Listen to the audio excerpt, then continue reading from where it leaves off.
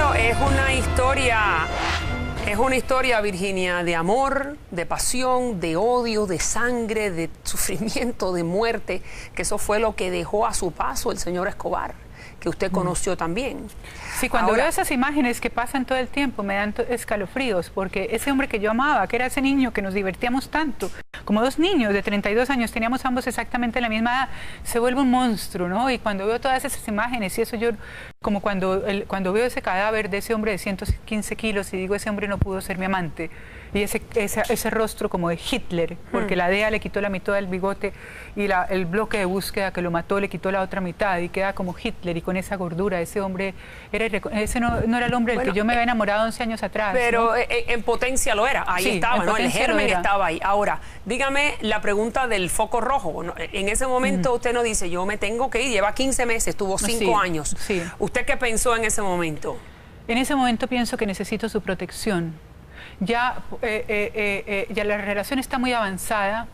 Ya me ha confesado que mató a 2 agentes del DAS, el servicio secreto. Ya cuando me dice que ha tenido que apretar a mucho secuestrador, mucha gente del bajo mundo, porque habían secuestrado a su padre, habían secuestrado a la hermana de su socio, ha fundado el movimiento Muerte a Secuestradores. Y en ese momento yo ya la relación se va volviendo muy perversa y muy manipulativa, porque él quiere que yo sea su biógrafo. En ese momento él no sabe que su historia la va a escribir mucha gente. Y cuando él descubre que yo puedo escribir con mucha fuerza, mucho lirismo también, mucha intensidad, mucho dolor, porque él me pone distintas pruebas, él me pone a escribir qué sentí yo en ese basurero, y dice que cuando escribo eso dan ganas de vomitar. Luego me dice que siento cuando me hace el amor, y entonces lo que él dice no lo voy a contar. ¿Qué sentiría si algún día él se muriera? Y ese dolor, me dice su madre, se quedaría llorando por el resto de la vida. Entonces él empieza a verme a mí como su biógrafo y se empieza a desarrollar una relación con muchos elementos de perversidad y muy manipulativa. Yo necesito cada vez más... Dígame la parte de la perversidad por parte de él hacia usted. Esa escena, por ejemplo, cuando ya me dice que todo lo que me van a hacer sus enemigos el día que vengan a preguntar por él, tratando de averiguar dónde está él, porque yo ya sé que es un criminal, y entonces ahí yo empiezo a darme cuenta que necesito a ese hombre que me proteja, porque si me quedo sin él, corre un peligro terrible. Pero usted lo seguía queriendo, amando profundamente en ese momento. Usted lo quería como hombre. En el momento, a los 15 meses. Ah, claro, lo adoraba. Sí, bien, lo adoraba. Vamos a dejar un momentico la parte personal. Sí. Regreso en el próximo segmento, pero entonces vamos ahora a la conexión cubana. ¿Cuál era esa conexión cubana con el cartel de Medellín? Empieza con los sandinistas. En esa época más o menos cuando tenemos esos unos meses antes de la muerte de Lara Bonilla, él ya seguramente sabía que iba a matar al ministro de Justicia, Lara Bonilla, porque me había dicho que me iba a llevar a presentarme a la Junta Sandinista. A Daniel Ortega, a Borges, a Cardenal, a toda la Junta Sandinista, y de pronto en el último momento se va solo y no me presenta a la Junta Sandinista. Entonces, a raíz de eso... ¿Y cuál es la razón por la cual él quería presentarle a usted con los 9 comandantes? Yo era periodista, a mí me parecía muy interesante, y me dice que más adelante me va a presentar también a Fidel Castro. Es la primera vez que me menciona a Castro. Me dice que a través de los sandinistas va a conocer a Fidel Castro. Pero fíjense lo interesante que está diciendo la señora Vallejo, es que él le ofrece ir a presentar a los 9 comandantes que en aquel momento estaban en la plenitud de su poder y de su gloria. La revolución sandinista había triunfado. Había un gran problema con los Estados Unidos y él ya tenía contacto con ellos, o ellos contacto con él. Y después le dice que le va a presentar a Fidel Castro. Sí. ¿Y usted qué le dice cuando le dice que le va a presentar al comandante? A mí me parece muy interesante conocer al dictador cubano y a la Junta Sandinista. Y ya me empiezo a dar cuenta, además para mí se va volviendo cada vez un objeto de estudio más fascinante, porque tenemos la relación de amantes, pero también la relación de biógrafo y objeto de la biografía. Entonces él manipula su biógrafo y yo necesito de su protección. Y además me estoy convirtiendo en observador de sus procesos y de la evolución de esa mente criminal criminal. Y cada día estoy más fascinada con el estudio de esos procesos porque además empiezo a ver su injerencia en toda la geopolítica caribeña. Entonces me doy cuenta que este hombre que está allá en Medellín no solamente es un narcotraficante, sino que está cambiando las reglas del juego políticas en todas esas islas del Caribe y que está... y en Centroamérica. Y en Centroamérica, y que está sembrando una serie de procesos sumamente complicados y sumamente interesantes. Y veo que para el público, por ejemplo, es un hombre de izquierda, y para los medios de comunicación y para los pobres, mientras que ante su propio gremio es un hombre de extrema derecha, casi que un facho. Entonces maneja a la extrema izquierda y la extrema derecha. Aquí ha querido que yo esté presente en el nacimiento del narcoparamilitarismo colombiano y me dice: esos 400 hombres que ves ahí van a bañar en sangre este país si se aprueba el tratado de extradición. El más pobre tiene 10 millones de dólares y los más ricos, que son mis socios, tienen de 1.000 o 2.000 millones para arriba. ¡Wow! Y yo que solamente conocía a los ricos tradicionales. Y de pronto me dice: ¿dónde quieres sentarte? ¿Allá enfrente en la primera fila de los invitados de honor o aquí en la mesa principal mirando hacia allá? Yo le digo: en la mesa principal, en una esquinita, viendo a todos los hombres que van a cambiar este país. ¿Cómo no va a ser eso interesante? Claro, entonces luego me dice de pronto que me va a presentar es a la extrema izquierda y a los comunistas. Entonces empiezo a ver que baraja esas dos cartas. Okay, entonces abúndeme un poquito sobre la extrema izquierda, sandinista y castrista. Explíqueme la conexión con La Habana. Bueno, entonces, además me está haciendo la exhibición de cómo seduce al pueblo más pobre y la pobreza más absoluta de la tierra, y también a los presidentes. Entonces, los más ricos y los más pobres, la extrema derecha y la extrema izquierda. Entonces, obviamente que es fascinante. Y yo no voy a decir, me dice que ha asesinado a 200 secuestradores. Yo como que le creo, no le hago muchas preguntas. Me prepara para defenderme de sus enemigos y digo: esto es muy interesante. Yo no me voy a ir por eso. Y lo amo mucho y lo veo haciendo un trabajo social impresionante. Pero bueno, lo que yo veo, Virginia, es que usted siempre ve la parte buena.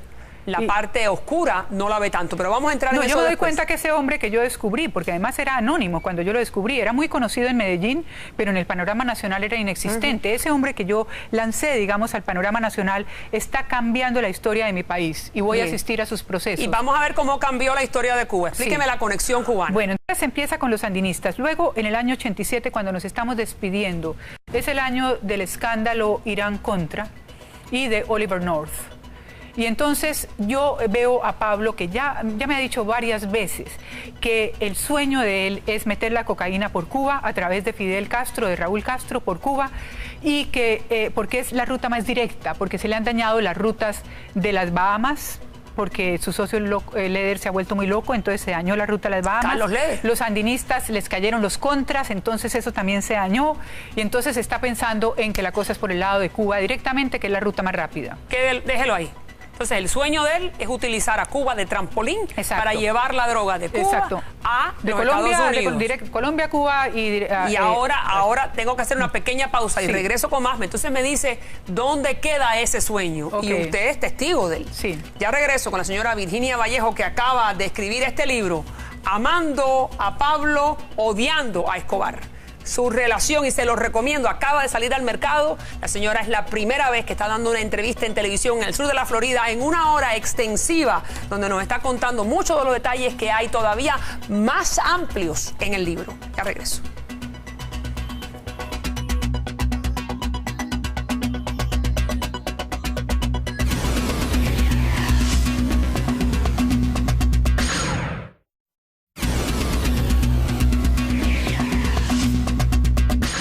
Entonces a la conexión cubana, como le decía en el segmento anterior, específicamente los contactos de Pablo Escobar con Arnaldo Ochoa, que era un general muy conocido, que el gobierno de La Habana lo fusila supuestamente por tener vínculos con el narcotráfico. Con Tony de la Guardia, que era uno de los hijos preferidos de Fidel y que era la sombra de Tony. Esa camarilla, ¿qué le dijo? No, él nunca me habló, él siempre en el año 87, cuando nos estamos ya separando, me dice que está tratando de que García Márquez, imagínese, el Nobel colombiano, le sirva de contacto con Fidel Castro. Y yo le digo: Pablo, estás completamente loco. Acaba de salir lo de Oliver North. Los americanos le mandaron los contras a los sandinistas. Fidel puede que sea un tirano, pero no es bruto. ¿Cómo se va a poner en este año, era el año del escándalo Irán-Contras, a hacer negocios contigo? ¿Y cómo vas a pedir que un premio Nobel, por Dios, te haga negocio, te haga contactos para negocios de cocaína? Eso es absurdo. Ambos se van a reír de ti, Fidel Castro y García Márquez. No cometas esa estupidez, que Castro no es bruto. Y él tenía relación claro, él tenía relación con García Márquez. No, estaba tratando de contactar a García Márquez y me cuenta que está tratando y no ha podido, pero que va a tratar de que García Márquez le mande unas cartas y a Fidel Castro. Yo le digo que está completamente loco, que no se puede, yo le digo, Fidel tiene a los gringos adentro, en Guantánamo, y arriba, pegaditos en la Florida, a mitad. Luego me dice que siento cuando me hace el amor, y entonces lo que él dice no lo voy a contar. ¿Qué sentiría si algún día él se muriera? Y ese dolor, me dice su madre, se quedaría llorando por el resto de la vida. Entonces él empieza a verme a mí como su biógrafo y se empieza a desarrollar una relación con muchos elementos de perversidad y muy manipulativa. Yo necesito cada vez más... Dígame la parte de la perversidad por parte de él hacia usted. Esa escena, por ejemplo, cuando ya me dice que todo lo que me van a hacer el día, sus enemigos el día que vengan a preguntar por él, tratando de averiguar dónde está él, porque yo ya sé que es un criminal, y entonces ahí yo empiezo a darme cuenta que necesito a ese hombre que me proteja, porque si me quedo sin él, corre peligro. Corro un peligro pero terrible. Usted lo seguía queriendo, amando profundamente en ese momento. Usted lo quería como hombre. En el momento, a los 15 meses. Ah, claro, lo adoraba. Sí, bien, lo adoraba. Vamos a dejar un momentico la parte personal. Sí. Regreso en el próximo segmento, pero entonces vamos ahora a la conexión cubana. ¿Cuál era esa conexión cubana con el cartel de Medellín? Empieza con los sandinistas. En esa época más o menos, cuando tenemos esos 15, unos meses antes de la muerte de Lara Bonilla, él ya seguramente sabía que iba a matar al ministro de Justicia, Lara Bonilla, porque me había dicho que me iba a llevar a presentarme a la Junta Sandinista. A Daniel Ortega, a Borges, a Cardenal, a toda la Junta Sandinista, y de pronto en el último momento se va solo y no me presenta a la Junta Sandinista. Entonces, a raíz de eso... ¿Y cuál es la razón por la cual él quería presentarle a usted con los 9 comandantes? Yo era periodista, a mí me parecía muy interesante, y me dice que más adelante... Claro, es una historia, Virginia, de amor, de pasión, de odio, de sangre, de sufrimiento, de muerte, que eso fue lo que dejó a su paso el señor Escobar, que usted conoció también. Sí, cuando veo esas imágenes que pasan todo el tiempo me dan escalofríos, porque ese hombre que yo amaba, que era ese niño que nos divertíamos tanto, como 2 niños de 32 años, teníamos ambos exactamente la misma edad, se vuelve un monstruo, ¿no? Y cuando veo todas esas imágenes y eso, yo, como cuando veo ese cadáver de ese hombre de 115 kilos y digo, ese hombre no pudo ser mi amante, y ese rostro como de Hitler, porque la DEA le quitó la mitad del bigote y el bloque de búsqueda que lo mató le quitó la otra mitad y queda como Hitler y con esa gordura. Ese hombre, ese no era el hombre del que yo me había enamorado 11 años atrás. Pero ¿no? En potencia lo era, ahí estaba, ¿no? El germen estaba ahí. Ahora, dígame la pregunta del foco rojo. En ese momento usted no dice, yo me tengo que ir, lleva 15 meses, tuvo 5 años. Sí. ¿Usted qué pensó en ese momento? En ese momento pienso que necesito su protección. Ya la relación está muy avanzada, ya me ha confesado que mató a 2 agentes del DAS, el servicio secreto, ya cuando me dice que ha tenido que apretar a mucho secuestrador, mucha gente del bajo mundo, porque habían secuestrado a su padre, habían secuestrado a la hermana de su socio, ha fundado el movimiento Muerte a Secuestradores. Y en ese momento yo ya la relación se va volviendo muy perversa y muy manipulativa, porque él quiere que yo sea su biógrafo. En ese momento él no sabe que su historia la va a escribir mucha gente. Y cuando él descubre que yo puedo escribir con mucha fuerza, mucho lirismo también, mucha intensidad, mucho dolor, porque él me pone distintas pruebas, él me pone a escribir qué sentí yo en ese basurero, y dice que cuando escribo eso dan ganas de vomitar este país si se aprueba el tratado de extradición. El más pobre tiene 10 millones de dólares y los más ricos, que son mis socios, tienen de 1.000 o 2.000 millones para arriba. ¡Wow! Y yo que solamente conocía a los ricos tradicionales. Y de pronto me dice, ¿dónde quieres sentarte?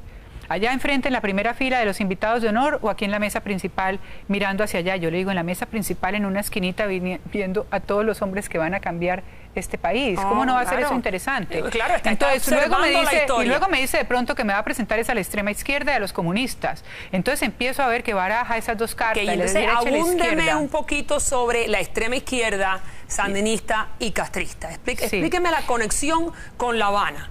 Bueno, entonces, además, me está haciendo la exhibición de cómo seduce al pueblo más pobre y la pobreza más absoluta de la tierra, y también a los presidentes.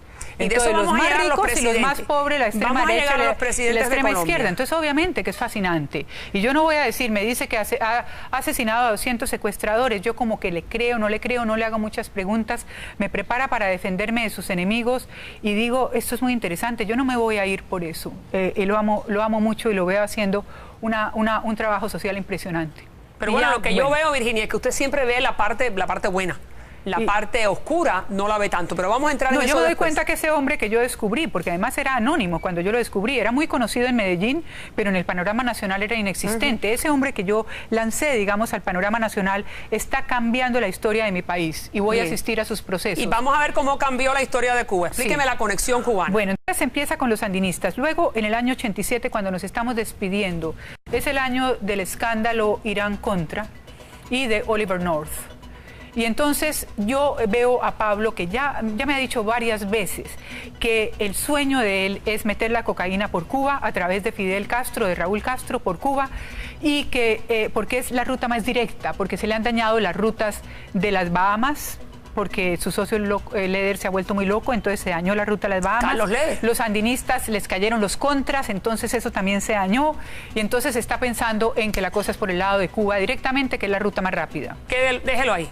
Entonces, el sueño de él es utilizar a Cuba de trampolín para llevar la droga de Cuba a Estados Unidos. Colombia, Cuba y ahora tengo que hacer una pequeña pausa y regreso con más. Entonces me dice, ¿dónde queda ese sueño? Y usted es testigo de él. Sí. Ya regreso con la señora Virginia Vallejo, que acaba de escribir este libro, Amando a Pablo, odiando a Escobar. Su relación, y se lo recomiendo, acaba de salir al mercado. La señora es la primera vez que está dando una entrevista en televisión en el sur de la Florida, en una hora extensiva, donde nos está contando muchos de los detalles que hay todavía más amplios en el libro. Ya regreso.